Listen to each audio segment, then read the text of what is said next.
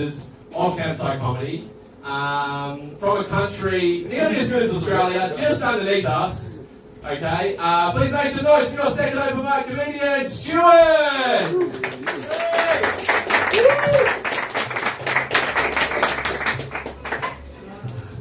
Kia ora. It's the native breeding of New Zealand for the Māori people. Yeah, my name's Stuart. And yeah, I live with that name and I walk around and I notice that name. But one time, not one time, all the time, whenever I see the word start, I always think that's my name.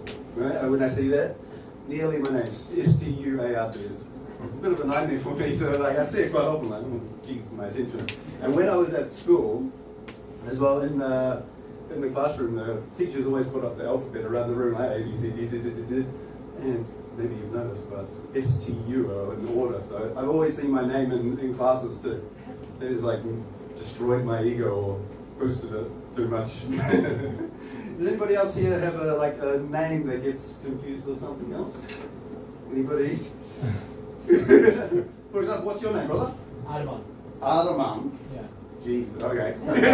Take a spatter into weeks. Arman. Armadillo? What about that? You see armadillo, you see your name in that? I think it's hard to speak. Shot in the dark. Anybody else? What's your name? Chloe.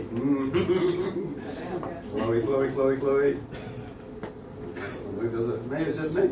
Oh, yeah. What about you? What's your name? You're fishing for me today. Well, your name is Alexa, right? Do you see Alexis when you see Alexis Yeah, card? it's just like people are just playing around with that. Yeah, right. Anyway. Yeah, that's right. That didn't work out. Anybody here a tourist? Yeah. Yeah? You're a tourist? Anybody else? Only one tourist in tonight? Yeah. Crazy. What have you enjoyed so far in Japan? Tokyo and Hakone. I got here today. What is something specific you've done there? In Tokyo? Yeah, sure. I went to a couple of parks, just walking through the area, very nice. Enjoyed the different weather because I live in Bangkok at the moment, so the weather is quite hot and humid, so we just enjoyed walking outside. I heard a joke about Bangkok once. It was Really? Have you heard it before? Maybe. Like Confucius says, man who walks sideways through airport doors going to Bangkok. Yeah, it's a bad one. This wasn't mine, but yeah. Any Americans in tonight? Americans? Yeah, Americans, very good.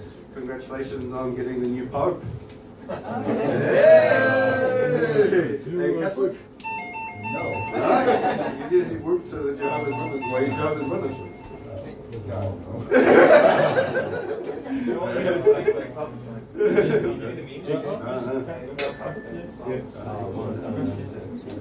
But yeah, it's the Pope is always a man, right? Which is being part of the tradition. But apparently in the 13th century, a little history lesson here. In the 13th century, there was a sneaky little lady who went Mulan style into the Vatican and became the Pope. The name was Pope John. And she was found out because she started giving birth. Yeah, crazy, right? And then on the Wikipedia page it said she died of murder or natural causes. Crazy, isn't it? Anyway, so because the tradition is it has to be a man, they Pope Joan kind of spoiled everyone, so they introduced something called a toilet chair. You guys heard of it?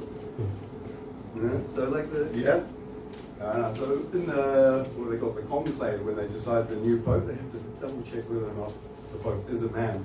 The pope has to sit down on a toilet chair. You can imagine, big hole underneath, and somebody inspects the dick. No. Yeah. Imagine having that fucking deal, right? You go in there and tickle the new pope's dick and balls in. Yep, check it out, boys.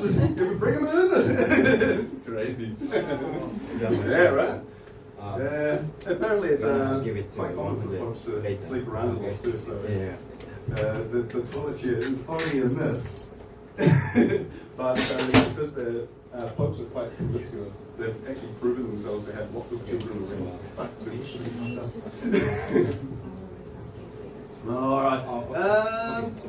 got here. Oh. Got to work on this stuff.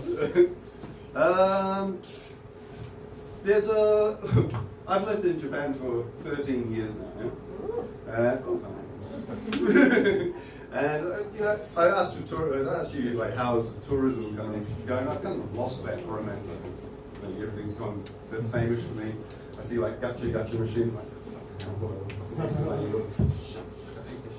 so I've kind of become a little bit angsty about it. But I remember when I first came to Japan, I went to an arcade, like a game arcade, right? And they had this game. It was an amazing game where you had the screen in front of you, and in front of you, maybe some of you have found this game, like a table. Yeah, anybody? Yeah? You've seen this one? Nobody? That's it. Yeah, so there's a table in front of you, and you are the father of a family. And you have your daughter, and you have your son next to you, and your wife is in the background bringing in food from the kitchen. And you can just look at your family and just go, doof, on the table, and your family goes, it's like you freak your family out, yeah? Yeah, and you can do it a few times, doof. And then, when it gets to like a tipping point, you flip the fucking table. And everything on the table just goes flying around the room, and you get as much, you get points for as much damage as you can do, right? So you smash your children in the face with the food there, you make a fire in your living room, in the kitchen, you destroy all the decorations and everything like that. Like domestic violence, gates, it's fucking insane. But seek it out, pretty good one. And they do have settings for the brother and the sister and the wife too, but in different settings. The main attraction is that domestic violence in the kitchen. anyway, that's my time, everyone. Please enjoy the rest of the night. Thank you very much.